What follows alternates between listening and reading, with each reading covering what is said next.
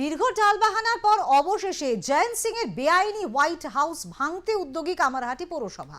হাইকোর্টের নির্দেশ মেনে জয়ন্তের দুধসাধা অট্টালিকা ভাঙার টেন্ডার বিজ্ঞপ্তি জারি করলো পুর কর্তৃপক্ষ।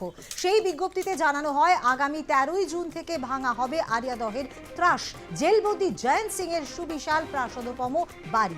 এই মর্মে কামারহাটি পৌরসভার তরফে ইতিমধ্যেই জয়ন্তের বাড়িতে নোটিশ টাঙানো হয়।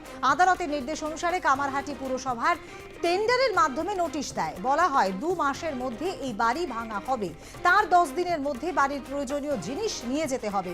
নির্দেশ কামারহাটি পৌরসভার। জয়ন্ত সিং এর এই প্রাসাদোপম বাড়ি, যে বাড়িকে ভাঙার নির্দেশ দেওয়া হয়েছিল, সেই বাড়ি ভাঙার 13ই জুন থেকে ভাঙা হবে জয়ন্তের বাড়ি, এমনটাই কিন্তু নির্দেশ কামারহাটি পৌরসভার। প্রাসাদোপম সেই বাড়ি আরিয়াদহের ত্রাস জয়ন্ত সিং এর প্রাসাদোপম বাড়ি ভাঙার নির্দেশ দেওয়া হয়েছিল বহু আগেই, কিন্তু টালবাহানা করে সেই বাড়ি ভাঙা হয়নি। ইতিমধ্যেই 13ই জুনের মধ্যে বাড়ি ভাঙার নির্দেশ কামারহাটি পৌরসভার। এ বিষয়ে নিয়ে আমরা কথা বলবো আমাদের প্রতিনিধি সুব্রত পালের সঙ্গে। সুব্রত, ঠিক কি আপডেট রয়েছে এই মুহূর্তে?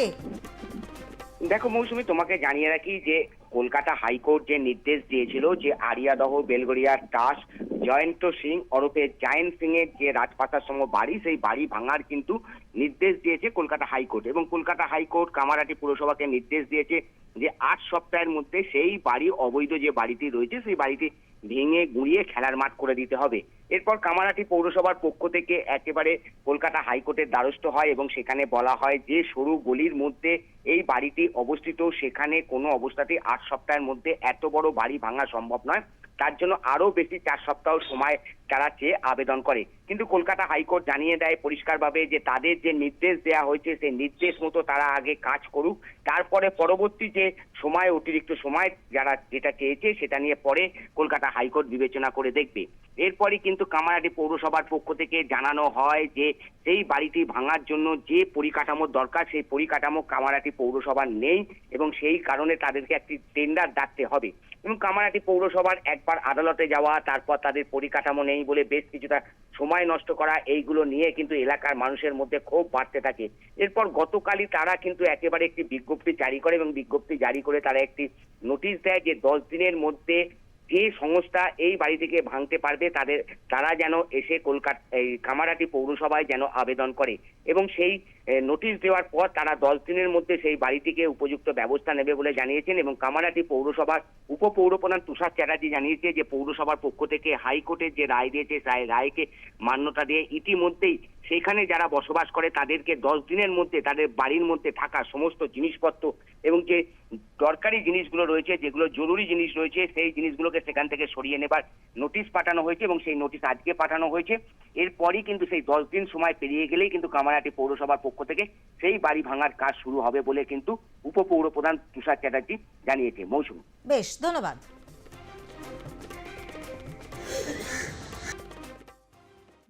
বোর্ড মিটিংয়ে আনএমানাসলি আমরা একটা সিদ্ধান্ত গ্রহণ করেছি, যেটা হচ্ছে কি আমাদের যে জায়গায়, এটা তো একটা কোর্টের অর্ডার, এছাড়াও আমরা পৌরসভার হিয়ারিং করে বহু বেআইনি বাড়ি, প্রায় 100-150 বাড়িকে আমরা বেআইনি চিহ্নিত করে তাদের ডিমোলিশন অর্ডার আমরা করিয়েছি। কিন্তু কার্যক্ষেত্রে দেখা যায় এই সব বাড়িগুলোকে আমরা যখন এক্সিকিউশন করতে যাই, অর্থাৎ আমরা যখন বাস্তবে এই বাড়ির অর্ডারের ভিত্তিতে আমরা যখন আমাদের কাজ করতে যাই, কিন্তু আমাদের কিছু পরিকাঠামোগত কিছু অভাব আমরা অনুভব করেছি।